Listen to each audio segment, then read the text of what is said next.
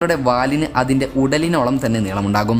2.5 centimetre നീളമുള്ളതും ഇടയ്ക്കിടയ്ക്ക് പൊഴിയുന്നതുമായ 60ഓളം പരുപരുത്ത പല്ലുകളും ഇവയ്ക്കുണ്ടാകും.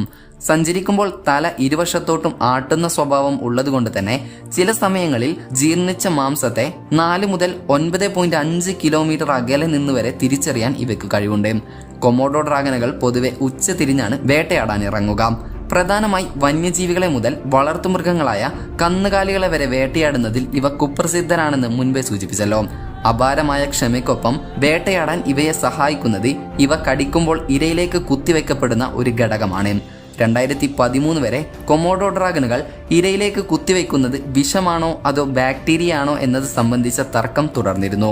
പിന്നീട് ഇത് വിഷമാണെന്ന നിഗമനത്തിലേക്ക് എത്തിയെങ്കിലും ഒരിനം ബാക്ടീരിയക്കും ഇരയുടെ മരണത്തിൽ ചെറുതല്ലാത്ത പങ്കുണ്ടെന്ന കണ്ടെത്തൽ വീണ്ടും ഉയർന്നു വന്നിരുന്നു. വാൾട്ടർ അഫൻബർഗ് എന്ന ഗവേഷകനാണ് ഇരയെ കടിച്ച ശേഷം